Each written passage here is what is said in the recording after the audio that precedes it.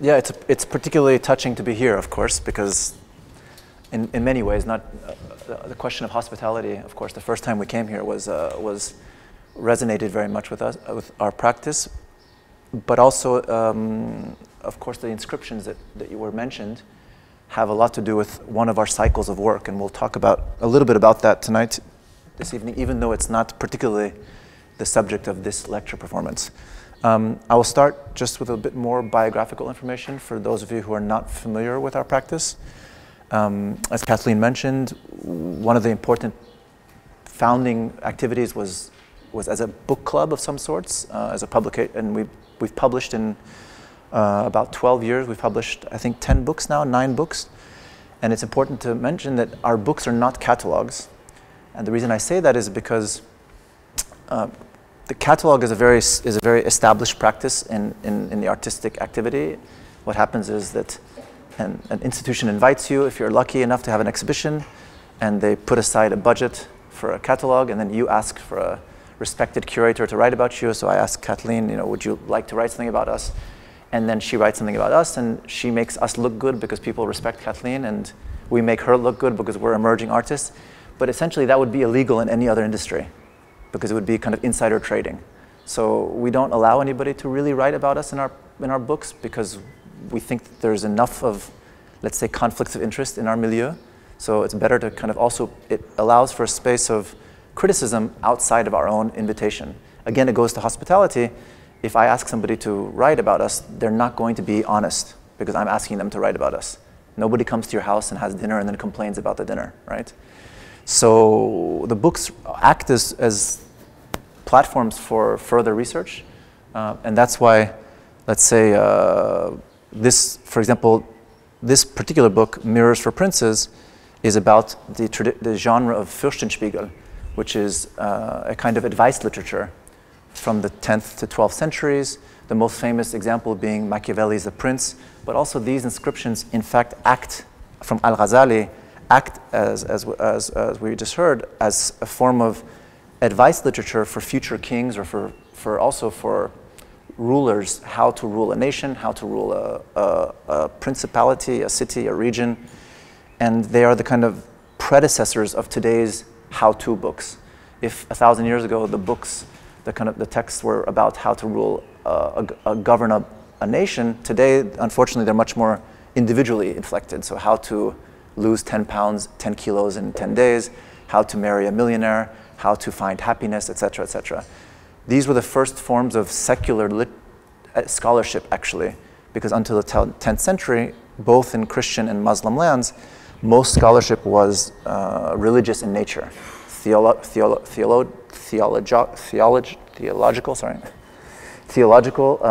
or religious jurisprudence, rule of law, etc. And each of these books, in fact, act as a way for us to, like the lecture performance, as a way for us to further understand and share our research with others, in the sense that, like a reading group, there's no hierarchy. We never position ourselves as a pedagogical practice. We're not experts in the field. It's impossible to be an expert in a field so large, of east of the Berlin Wall and west of the Great Wall of China. It's a deliberately excessive geography, right? 300 plus languages, etc., etc.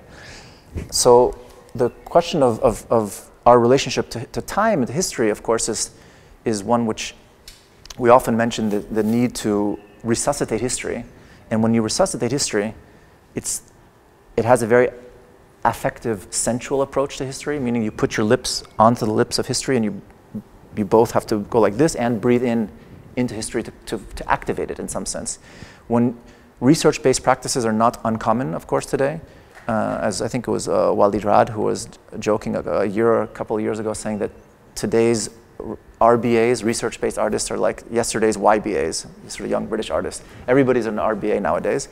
I think it's important that, of course, as an artist, the question is, what do you do with that research? We don't really believe in presenting research de facto, or in an exhibition, that you have to, in some sense, break the research. And what that means is you have to disrespect that research in some sense, And this act of resuscitation is in fact a form of disrespect, but also urgency, right? There's nothing romantic when you are resuscitating somebody. It's not a sensual kiss. It's not nothing erotic. It's a question of urgency.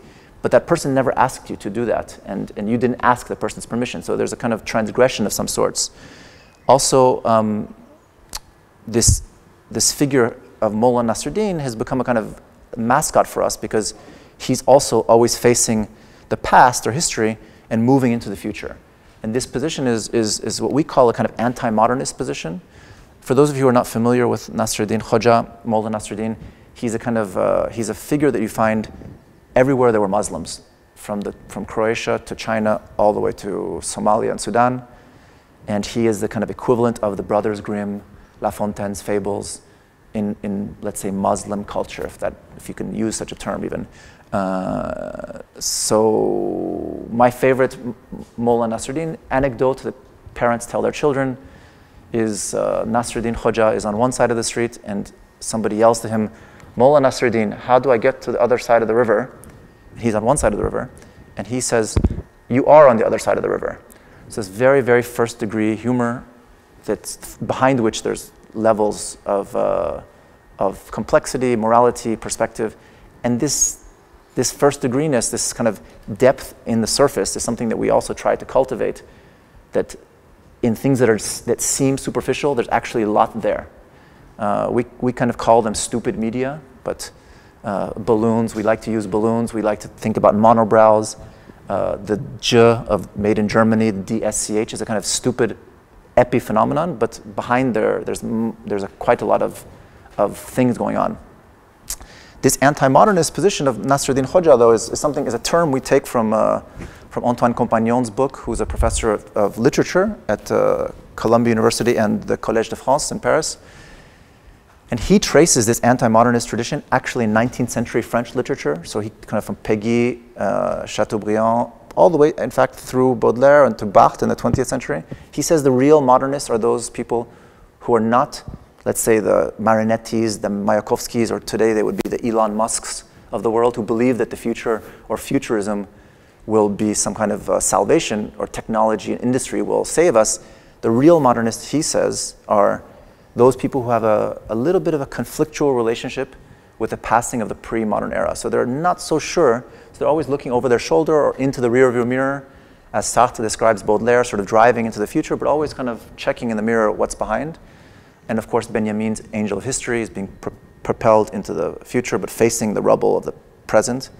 And in our experience, the languages that we speak, unfortunately, are all Indo-European, and the way that we spatially describe time or history or the past and future, in fact, shows our positivism of our thinking. So we describe the future as ahead of us, so we think we know where we're going. It's a very positivist approach to time, and the past is behind us.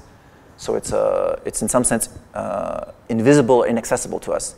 And in fact, in Madagascar, they have a different perspective on time, where the past is portrayed as in front and the future is behind you. And the terms they use, in fact, describe it that way. One of our first sort of public sculptures we made was a Nasruddin Hoxha sculpture where children ride Nasruddin Hoxha. And the first question the children, of course, ask their guardians or their parents is, why am I holding an old man's belly and not his back? And of course, then the parent or the guardian or the supervisor, whoever, has to again describe or distill these complex questions of time, of history, of progress, of perspective into something very, let's say, comestible that a child can understand. So again, that practice of Nasruddin Hoxha's sort of lessons is something that the visitor or the public has to engage with. We often say that Nasruddin is a little bit like a kind of a predecessor or ancestor to Ali G or Borat. Do you remember Ali G?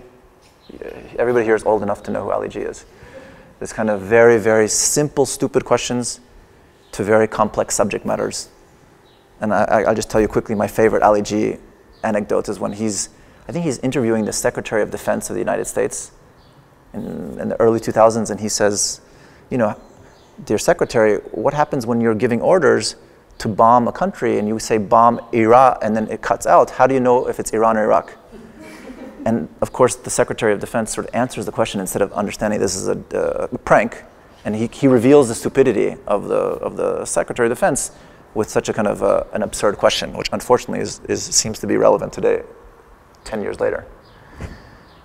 So this bringing together of mutually exclusive sort of opposites or things, let's say two registers, two ideas, two voices that you normally wouldn't put into one sentence, one voice, one space, is something that has become a kind of methodology for us. And the way we describe it is the metaphysical splits, so the splits of the mind. How do you wrap sort of your two lobes of your brain around two ideas that normally don't fit, as opposed to the splits, the spagats of the legs? The other ways to describe it, of course, are these terms, which all have a different, of course, connotation. Coincidentia oppositorum is an important one for us because it's a Christian idea, a Catholic idea. That you have to describe the transcendent or God, you have to do so through paradox. You cannot use the language of rationalism or the language of analysis to describe something which is beyond analysis or beyond the reason. And of course, this amphiboly is also, these are mostly Latin. Amphiboly also means to describe two sentences in one sentence, sorry, two phrases in one sentence which contradict each other or which undo each other. A good example of this is an early transliteration work of ours, where the English reads, "Dig the booty of monoglots, but marry my child a polyglot," essentially saying that if you want to have a one-night stand with somebody, better do it with somebody who speaks one language, but if you want to settle down, get serious, do so with somebody who speaks more than one language. Now, in English, these are two registers of language. Dig the booty is of the street. You normally don't start your sentence, dig the booty, and end with polyglot or monoglot. It's two kind of, there's a bit of a tension in those two. Here, of course, it's not transliterated. It's not translated, it's transliterated. So dig da booty of monoglots, bat, because there's no in Russian, so you have to say bat. In Italian as well, you have to say bat. Bat, marry my child a polyglot. And same here, dig da booty. Now, transliteration is something we're interested in because, again, it's a kind of a stupid epiphenomenon in the sense that nobody really thinks about transliteration. It's considered transactional. If you speak a non-Latin-based language, you're doing it, or you're traveling to another country, and for tourists, they just put, the first thing people go to Russia, they say, why does it say pektopa everywhere? And it says restaurant, but restaurant in Cyrillic is P-E-C-T-O-P-A-N, P-H. And so this kind of, it's almost a kind of the trashy sibling to translation. Translation is noble. There's departments of universities dedicated to it. Nabokov did it. Baudelaire and Edgar Allan Poe did it, and it's considered a literary practice. There's awards for translation. There's no awards for transliteration. You know, nobody cares if you transliterate well or not. It's a kind of an approximate science, but actually it allows you to challenge the idea that alphabets are innocent, because they're not innocent at all. In fact, alphabets really, the Latin alphabet accompanied Christianity, and then, interestingly enough, became a kind of a vehicle for secularism in Europe. So even the Soviets, when the Bolsheviks arrived to power, they were thinking of Latinizing the Russian language because it was considered to be kind of a secular global script. And of course, Arabic with Islam, Cyrillic with Orthodox Christianity, and then communism several centuries later. Another good example of this metaphysical spagat is this idea that the narratives that accompany our two walls, even the two walls, as Kathleen brought to my attention, I never thought about it. 12 years of activity, I never thought about the walls as anachronistic walls, of course. One is I don't even know when the Chinese wall was. One is the 12th century. So one is from the 12th century, the Berlin Wall is from the 20th century. But with these two walls come two geopolitical narratives that we keep returning to, which is the narrative of the 19th century was communism the narrative of the last century, the 20th century, was communism in the same way that today's narrative is political Islam. That political Islam has inherited the mantle of the challenge to, let's say, Western liberal democracy. And we're not the only people who say that. Of course, some of the earliest people to say that were scholars like Olivier Roy in France, a sociologist who wrote a very good book called Globalized Islam about 20 years ago, 15 years ago. He's now a bit more well-known because of what happened in Paris, unfortunately, and the attacks a couple of years ago. But he was the first person to say that the people, the disaffected youth who are becoming radicalized, in the 70s, these youths in the banlieue, for example, would be Trotskyists, but there's no leftism viable today, so they drift towards radical Islam. And he says that the problem is not the radicalization of Islam. The problem is the Islamization of radicalism, and it's a subtle change, it's a subtle difference, but an important one. Again, normally you don't put Marx and Mohammed in the same breath. Definitely, if you don't want Molotov cocktails thrown through your window. Marx for us is he's a kind of shushu of the left. I think about Marx as an abusive husband. We keep coming back to him, but we never can make the break. We never can just leave him and say, we keep thinking he's going to be good to us this time. This time he's going to love me. This time he won't hurt me, but he hurts us all the time. And let's say Muhammad, or here actually Ali is considered to be, I guess, a symbol of the right in a sense of at least traditionalism, of conservatism. None of these are so true. In fact, Marx is not as leftist as we always like to think, and neither is Muhammad as right-wing as we think. And another person who compared these two political ideologies is a figure on the left named Norman Brown. And Norman Brown is one of these people, one of these kind of figures in which explains why we do what we do, in the sense that Slavs and Tatars was in some sense founded to plug the holes in our education. Meaning, we're a collective, so we've studied around the world, we've studied in different languages, we've studied in different universities, but no matter where we study, whether it's in Heidelberg or in Harvard or in Paris or in London or in St. Petersburg or in Arnhem, unfortunately, the editorial line of all of our curricula is actually quite similar. We all follow a very conventional Enlightenment genealogy of philosophy, of science, and others.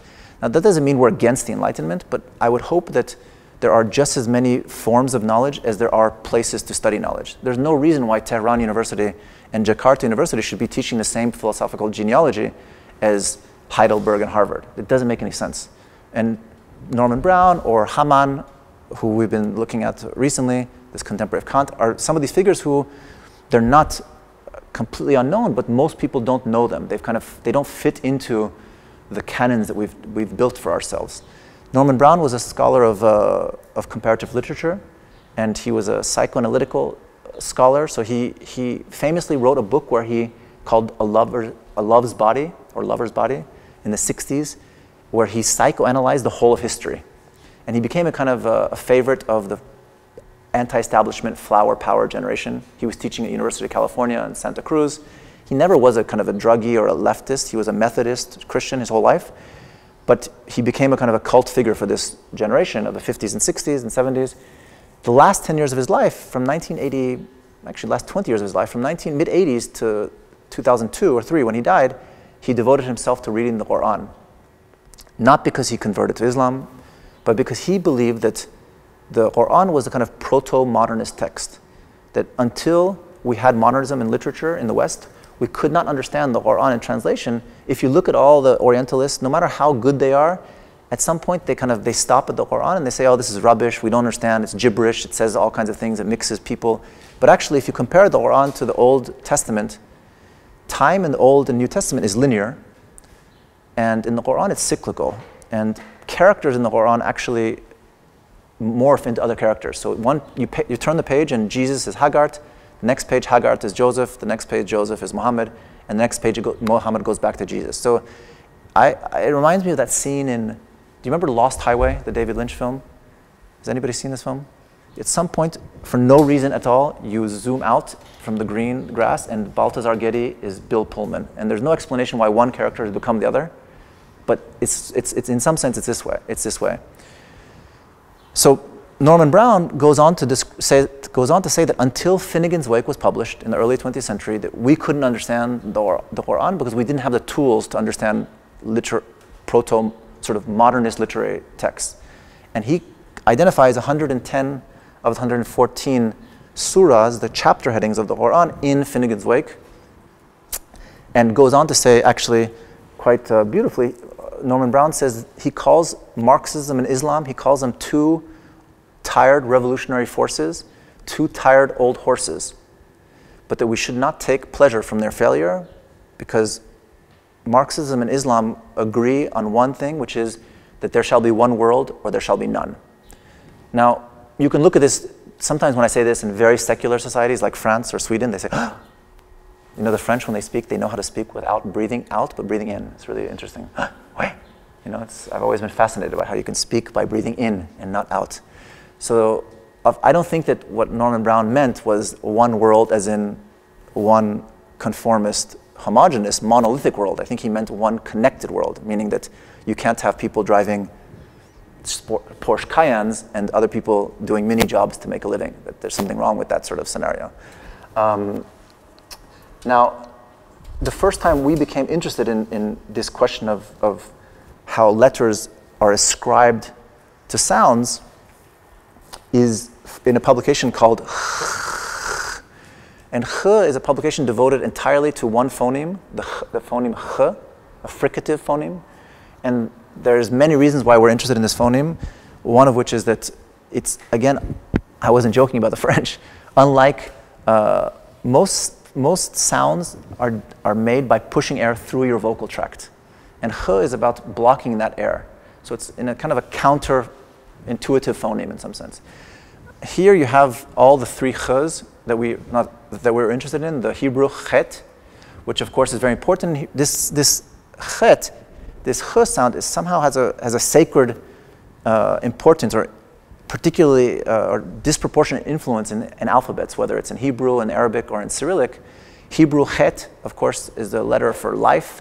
It has a very important role in the gematria and Kabbalah. In the Arabic alphabet, it has a numerological value of 100, the ch. And in the Cyrillic, we'll talk about it in a second. But one ch is also, I often think that ch is almost a kind of anti-imperialist phoneme because Americans and British cannot pronounce it. But that doesn't really work because the Dutch are the exception to prove the rule. The Dutch have a lot of ch, and they were definitely colonialist, if anybody. But here you have all the actual, the places on the mouth where the letters are pronounced. V, B, M is all using the lips. So in fact, for a recent project, we started to take ventriloquism, Bauchredner lessons. And when you do ventriloquism, you actually substitute letters for other letters. So you never use the letters P, M, B, because you have to use your lips. So you actually just substitute for B, for P, for P, you substitute T. And people hear P. So instead of saying, let's say Elias Canetti's famous book, Crowds and Power, you would say Elias Canetti's book, Crowds and Tower, and people hear power. You know, because you don't have to move your lips to say T. And for M, you just say N, N, and again, people will hear the M. So this also, what interested us was the throat, is that we always talk about language, the metonymic shorthand for language is the tongue. And the tongue is a shortcut, but it's actually an obstacle to understanding language as much as it is a tool, because there's so many organs that are important in language that we don't really think about.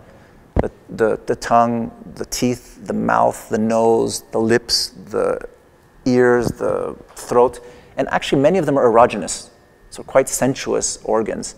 Even the tongue, if you think the tongue is a kind of beautiful Rolling Stones type logo, just ask your partner to lift their tongue next time you see them and look underneath somebody's tongue. It's a kind of throbbing, fleshy, green. It's not at all pretty, not pink at all. And you can see all the kind of capillaries and veins. Chlebnikov is the person who also devoted himself to reading a lot into the ch, a Russian futurist. Chlebnikov was considered to be the grandfather of Russian futurism, almost the kind of the emo counterpart to Mayakovsky's The Jock. You know, Mayakovsky, we all know, he was kind of very good looking, strong, sportive, put his tongue into the service of the Bolsheviks. Chlebnikov was much more ambivalent about communism. But most importantly, Chlebnikov was a Eurasianist in the sense that he believed that Russia should not look west, but should look east towards its Turkic, Mongolian, Persian, Asian roots. And he had a very interesting kind of interesting kind of studies of relationship between time, letters, and a different form of sort of linguistic approaches. He also identified 40 words in Slavic languages that start with ch, that have to do with shelter or habitation, which is very important when you're doing etymological studies of language. You're always looking at the basic words, right? Ground, sky, sun, shelter. And Chlebnikov, in fact, as I said, identified 40 or so of these words. He also was interested in a linguistic theory called Zaum, and part of the Zaum theory was this idea that letters follow other letters for a reason. So against the Saussurean idea, which is that it's random why U comes after J and junk. Chlebnikov said, no, actually there's a reason why certain letters come after others, and he would give an example. For example, chlam, meaning junk in Russian, that the L was bringing the ch down, the L was bringing this ch sort of down to the level of trash, but the R, changing it to an R, would elevate it and sublimate it. So chlam would become chram, and then you have a shrine out of junk. Now, he also he did this kind of rhyming schemes that were rhyming within the strophe, the line, the verse, and not at the end of the line. And I can read you the Russian here, just to give you an example. It's nash kochin, ochin, azabochin, noj, atochin, tochin, ochin. In English, it's a very good translation. We didn't translate it. I wish we had, but there's no such thing as a true translation. But the English reads, let us not be heads of lettuce, let us not let knives upset us. And you have a little bit of this internal rhyming scheme within the line. Now, in hip-hop culture, there was a very important rapper who died in 1997, whose name was Notorious B.I.G., and he became partly famous in hip-hop amongst other sort of rappers because he was one of the first people to introduce this kind of rhyming scheme in rap. And I'll give you an example here. We used to fuss when the landlord dissed us. No heat, wonder why Christmas missed us. Birthdays was the worst days. Now we sip champagne when we thirsty. Was that good enough? I don't have to play it again. It's sort of sad to play rap on a projector, but it's okay. And Chlebnikov was so Chlebnikov's theory of Zaum was a philosophy that was very similar to experiments that were happening in the early 20th century with Steiner and anthroposophy and Milena Mradovic, where he believed that the kind of Zaum means trans, Za means trans or durch or across, beyond, and means reason. But it's a very clunky word, trans-rational, trans-reason. And we found another translation which we liked better when we were invited to do a show at the MoMA, which was called Beyond Sense. So you bring together beyond and nonsense, which I think would be pleasing Chlebnikov, but also within beyond sense, you have the word Beyonce, which I think he also would have liked because he didn't believe in random occurrences of language. Chlebnikov was also referred to as a kind of Russian dervish because in 1920 he went down through the Caucasus and actually went to support this gentleman here in a very short-lived Soviet Socialist Republic in Iran on the coast of the Caspian, which was supported by the early USSR. It only lived about 10 months, this republic. And when he arrived, everybody called him the Russian dervish, not because he was a Sufi, but because he just looked so terrible that he had all sort of rags ripped up and his beard was long and he was emaciated. So everybody thought, oh, he must be a kind of a Sufi beggar from the Caucasus, from Iran. And he shortly died after that, in fact. So when we were invited to do a show at the MoMA in 2012, we thought, normally our exhibitions, let's say, for the first 10 years of our practice until a couple of years ago, they were very specific about a certain subject matter. So Fürstenspiegel, the relationship between Iran and Poland, alphabet politics, that's, at the MoMA, we felt we couldn't do that because, in some sense, Slavs and Tatars was founded as an antidote to the MoMA, or at least the understanding of what modernity is by the Museum of Modern Art in New York. If the understanding of modernity of the MoMA is individualistic, triumphant, macho, very air-conditioned, glass and steel, then our understanding of modernity is collective, not purely rational, not heroic, maybe a bit defeatist, not air-conditioned for sure. And so just to propose another form of modernity. And what we did was we created a kind of a reading room behind a wall of carpets that went up about, I guess, 4 or 5 meters, and a wall of carpets. And in front of this reading room was a piece that we call a kitab kebab.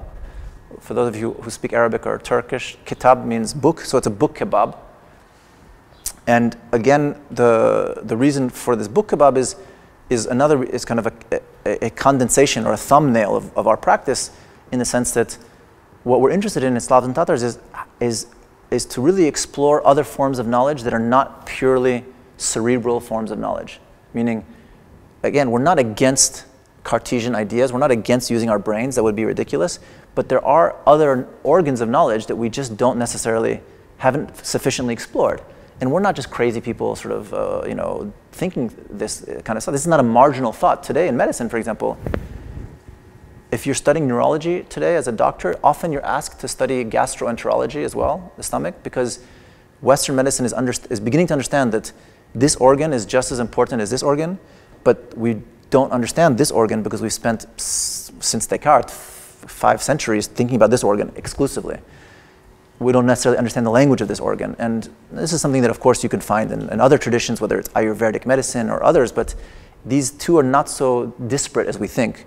And the idea inside the space was really to create a kind of psychedelic Muslim library. And to really think about those times, some of you remember here when Islam was cool. It wasn't so long ago when Islam was actually something aspirational for even in the West. And people like Heiner Friedrich and the Dia Art Foundation, and people even sort of very posh, very white people would be interested in Islam in a way that was not threatening or not considered to be a protest of some sort. It was just another tradition of esotericism or another tradition of faith that was being explored. And around these fountains, of course, was 3 khs, again dancing.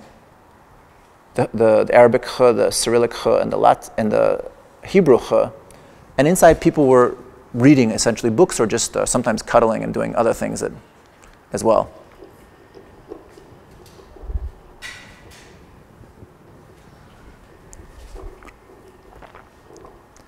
Now, the very first time we actually became interested in the politics of alphabets was in a translation of a Azeri political satire published in the early 20th century called Mullah Nasruddin again. So it's not the stories of Mullah Nasruddin that parents tell children. It was something like, I keep forgetting, Simplicissimus or L'Assiette au beurre, these kind of very satirical early 20th century journals, political journals. This was published between 1906 and 1930 in Tbilisi at first, but it was actually an Azeri language publication. It was very progressive for women's rights, against colonialism, against corruption, against fundamentalism of Islam. And it was probably the most important periodical of the Muslim world because of the 20th century, because it was read from Morocco all the way to India. And one reason it was read so widely was because it was so heavily illustrated. In fact, it was illustrated by German illustrators. Funny enough, German colonies living in the Caucasus for 200 years. So if you look at the signatures, it's Rother or Schmerling. And this is one drawing where the Azeri man is beating his Muslim wife, and the next page is the same man being beaten by his Russian lover. So, of course, skewering the double standard towards women of Muslim men, so that the Christian woman can be you can go out with a Christian woman, you can be frivolous, and in fact, instead of not only respecting the Christian woman, but you're being submissive to the Christian woman, but the Muslim woman you must oppress and live under your sort of patriarchal rules. Most importantly, of course, this periodical really was, one of its most important contributions was it established the idea of Azeri national identity, because Azerbaijan doesn't exist for more than 100 years. It was the first time it existed as a nation state was in the was in the 20s. But the language itself was considered to be a dialect until the 20s, until this was published, because at the time, if you publish in Azerbaijan, you publish either in Istanbul official Turkish or in Russian. And here, all these drawings are, for example, an Azeri man is having his tongue cut out by parliament members, Russian parliament members, and another Russian tongue being sewn in its place, or students sort of protesting to the teacher, why do we need another tongue? We already have our own tongue.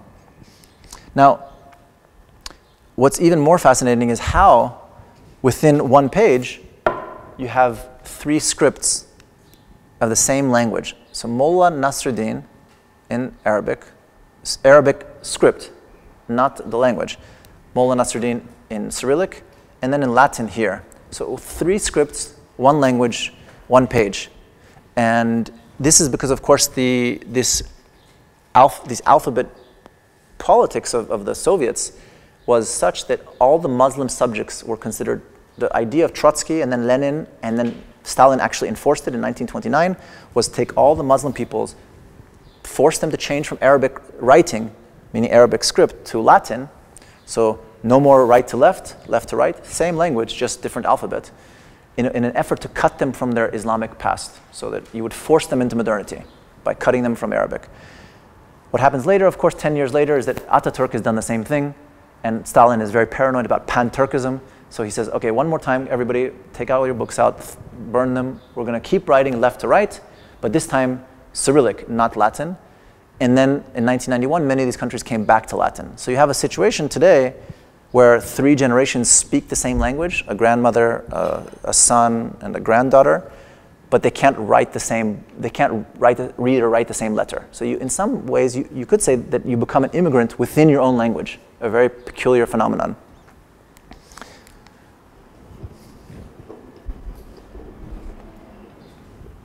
Now, Paul Ricoeur, the French philosopher, he's one of the people, there's a lot about translation theory, especially in art.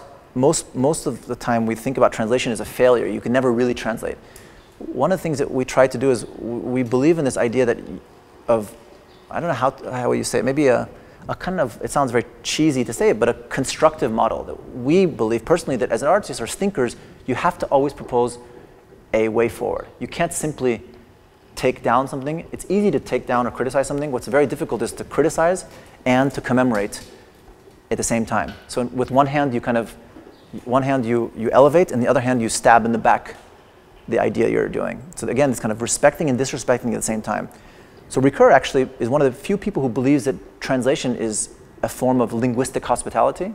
So the Abrahamic idea of hospitality that is shared amongst the people of the book, the Jews, Christians, and Muslims, that when you translate, you are inviting the foreigner into your language, and you're also expatriating yourself from your language into the language of the foreigner.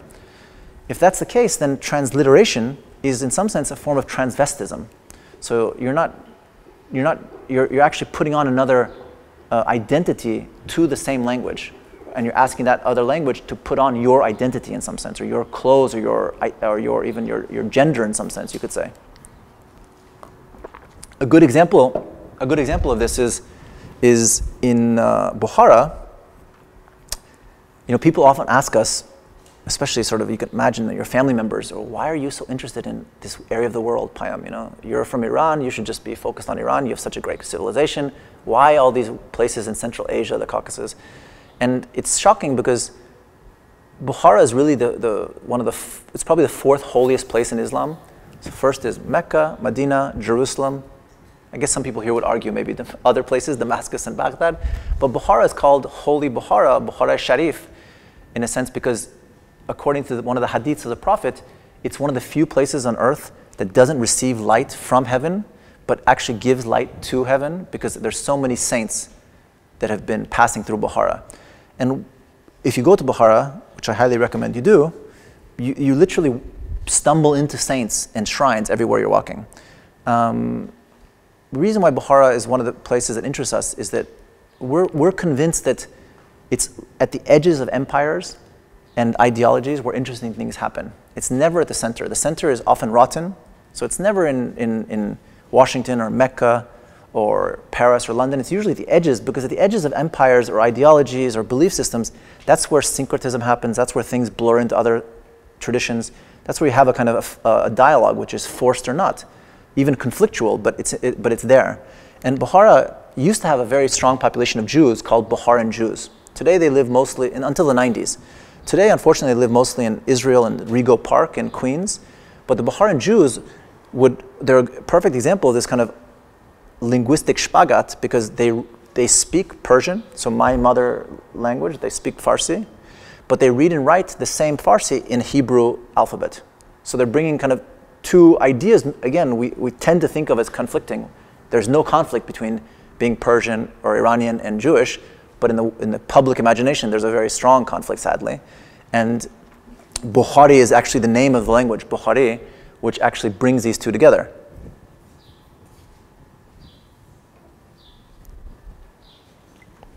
Just because we're in the Damascus simmer doesn't mean you can't smile and laugh. This is a very stupid humor, maybe not worthy of this very noble surroundings, but unfortunately, our challenge is to take really low things and make them high, as well as take high things and make them very low. So I'll try with this. To beer or not to beer? This is if you're familiar with, if you've been to Amsterdam or you've been to university in the United States, you've come across this kind of t-shirt or merchandising, sadly. There's another version which says 2 beers or not 2 beers, which is just as stupid and no less funny. But what they're doing is, of course, these t-shirts they're taking a very important existential question, no matter how popular or cliche Hamlet's question has become, Shakespeare's question, of to be or not to be, and they're taking it down to a level of consumption, to beer or not to beer, instead of to be or not to be. Whether Kathleen drinks a beer or not, it doesn't make a difference. Go ahead, drink a beer, don't drink a beer. How can we return the existential gravitas to this very silly question of consumption? Well, one way to do so is if you write to beer or not to beer in the Arabic script, the script of Islam, so this reads to beer or not to beer, it becomes again a question of identity and existence, because for a Muslim to drink a beer or not to drink a beer is not just a question of consumption. It's a question of belonging, it's a question of identity, it's a question of self-identity, of community, etc. So you, in some sense, bring back that whole array of thorny questions into a question of consumption. Another example of language politics or transliteration is the premise of the show here at the Lipsiusbau, and I'll give you a little bit of background information to it. Maybe I can show. So, of course, one of our interests in looking at Germany's relationship with Orientalism and with Islam is that Germany didn't have the historical, let's say, the imperial baggage that France and England have. It doesn't mean that Germany wasn't an empire, but it didn't have the same extent. So one thing which is very interesting about German Orientalism, which we'll discuss in the next lecture performance on Saturday, is that German Orientalism remained very academic for a very long time. Also, German universities didn't secularize as early as English and French universities. So I didn't know this because the big hole in my education personally, I was always a French scholar or a Russian scholar, and I kind of missed out on this big thing in the middle called Germanophone culture or nations. But the way that Germany presents itself is a kind of Enlightenment country, which it's not, in fact, an Enlightenment country as much as France or England. And there's a strong tradition of anti-Enlightenment thinking, whether it's Sturm und Drang, or whether it's Hamann, whether it's others. And part of this is something quite interesting to explore today because it's been brushed under the carpet, like philology, because it's been tainted with the question of National Socialism. And to what extent philology is at fault itself, that's a whole nother debate, but you don't have philology departments anymore in the West. There's no such thing as philology departments in France, in England, in America. It's finished because of this association with National Socialism. I think it's a bit excessive. I think that you don't have to throw the baby out with the bathwater, because for me, what happens, I'm forced into linguistics departments. I hate linguistics. If you want to make me fall asleep, just give me a linguistics book, and it tells you where to put your tongue on the alveolar, fricative, labial. I don't care.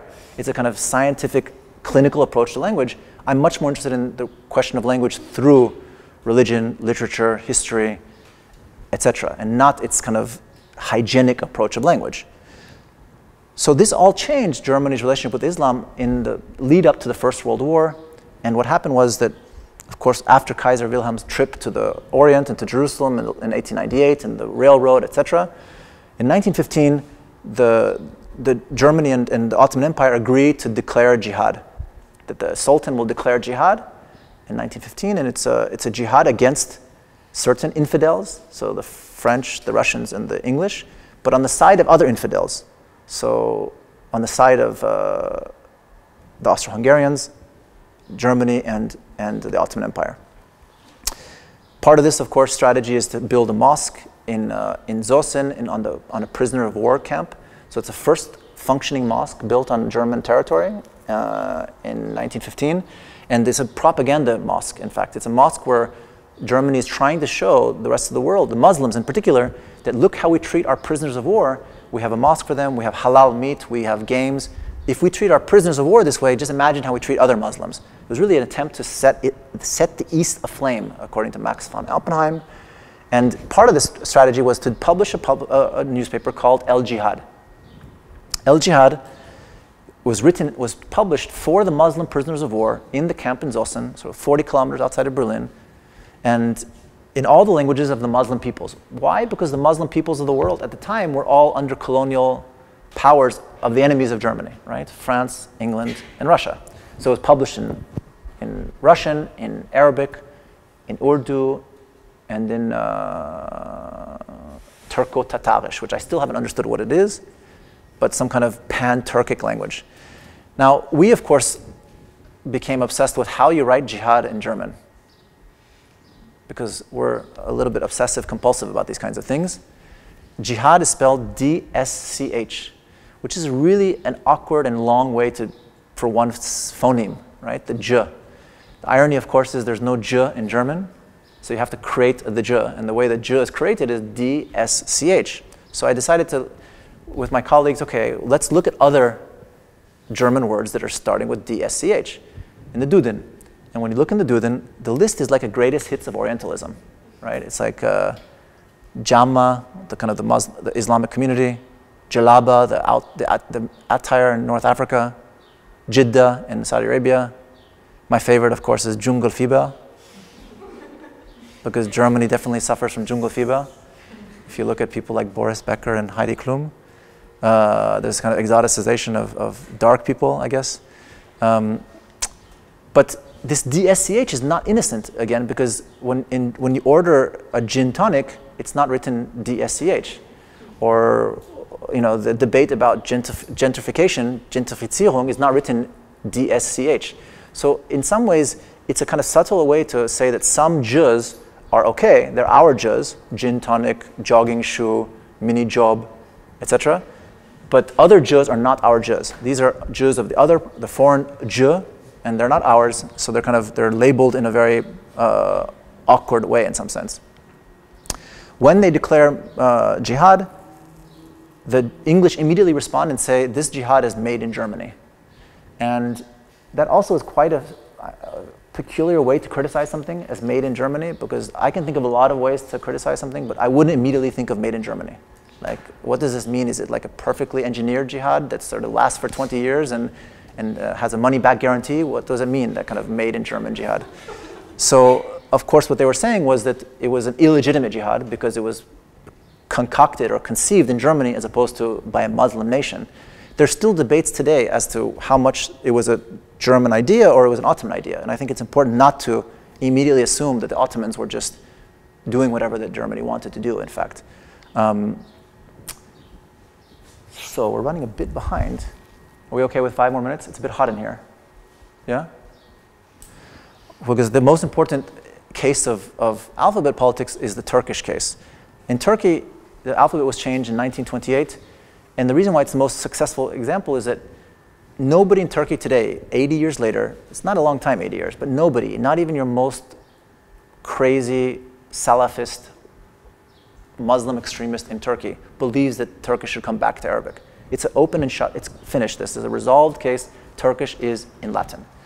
And the reason why, of course, is that the Turkish language, Ataturk wanted to westernize and wanted to put the destiny of Turkey to the fate of the West and not to the East. But there were real examples also, let's say real objective reasons why Turkish could be Latinized or should be Latinized. The Turkic languages actually extend all the way from, let's say, China. I think Turkey is the only country in the old world where the language doesn't come from the land of the country, meaning that the language of Turkey comes from here, from the Mongol Altaic language, and it kind of traveled all the way here. And in fact, the more it went west, the more Turkish became a labial language. So the way that Uyghurs and Kazakhs make fun of Turks is that they say that Turks are basically like, for them, like the French are for you. Like everything is, it's like soft, and everything is in the lips. And then when you hear Uyghur or Kazakh, it's much more back in the back of the throat. So another kind of further example of the h is the l of the Quran. You know, there is no l in Cyrillic or in Latin. The Turks have the l, but it's been lost. It's this G with the circumflex, backward circumflex. It's a kind of meta alphabet, meta letter. You don't pronounce it, you just acknowledge its presence. So you say Erdoğan instead of actually going back in the throat, because they've lost this sort of back of the throat. Ironically, today the only Turkish language, the only place where the Turkish language is still written with Arabic is in China, is in where the Uyghurs are. And they write in Arabic here, which is here actually, it's in Xinjiang. So let's go back to Turkey. Turkish has 8 vowels, Arabic has 3. And some of these vowels, the ones that look like the German vowels with the umlauts, the ö and the ü, there's no Arabic letter for this, ö, ü. So they had to create these letters. And of course, when you change an alphabet, you lose letters as well, or you lose sounds. The Turks also used to have 2 N's. They had an N, which is normal N, like Nancy, never. And they had another N, which is pronounced like this, So try pronouncing Yeah, it's kind of like a, yeah, it sounds quite flirtatious. But the when I hear for me it sounds very Asian. And I'm not just saying that because, in fact, if you go to Wikipedia and you put first names with there's an entry in Wikipedia for Chinese people with the first name there are millions of Chinese people with the first name and it's written NG. The Turks had this In fact, it was quite widespread. If you've seen like the word for sea in like the ocean in Turkish, deniz, it used to be dengiz. So it used to be Tanri, the pre-Islamic word for God, the great sky, the kind of the Genghis Khan term for the all-encompassing sky, used to be Tangri and not Tanri. So they lost this which was written like this, and it's something else that we haven't had a time to look into, but so for some reason in the Arabic, for those of you who speak or read Arabic, whenever Arabic wants to add a letter that doesn't exist in Arabic, it always adds these 3 letters. So p, the P doesn't exist in Arabic, my name doesn't exist in Arabic, so if you order a Pepsi in Arabic countries, it's Bebzi, and they add the 3 dots, and V doesn't exist in Arabic, it's W. So if you go to Dubai and you want to go to Louis Vuitton shop, they add the 3 dots to the W, and it becomes a V. I don't know why these 3 dots are kind of a symbol. I haven't had time to look into this yet. Which led to the follow-up book of H, all about the nose as a form of a form of resistance, an organ of resistance in language. Because the Poles also have nasals, which is very rare for Slavic languages. The ow and the ow, these 2 letters. Most Slavic languages don't have nasals.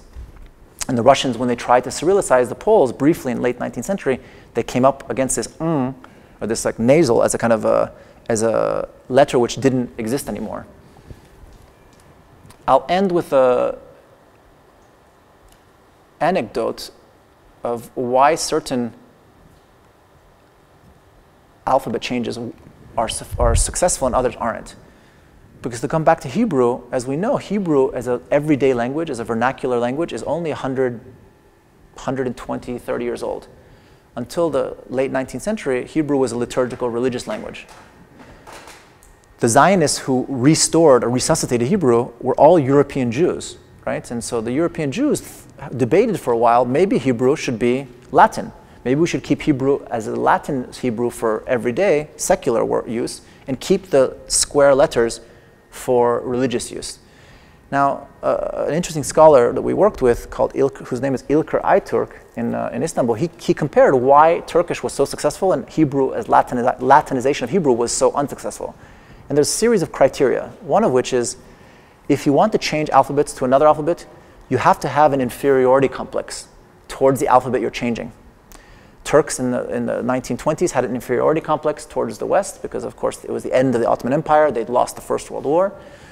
Zionists didn't have this inferiority complex towards Western culture, so there was less of a kind of a aspiration to doing it.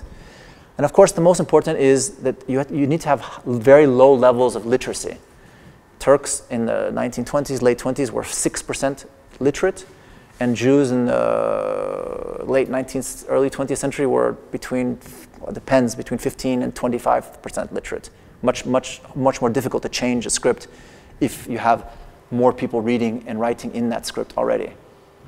Finally, I'll end with a quote from Marshall McLuhan, who talks about the Greek myth of the alphabet was that Cadmus, reputedly the king who introduced the phonetic letters into Greece, sowed the dragon's teeth, and they sprang up as armed men. Languages are filled with testimony to the grasping, devouring power and precision of teeth. That the power of letters as agents of aggressive order and precision should be expressed as extensions of the dragon's teeth is natural and fitting.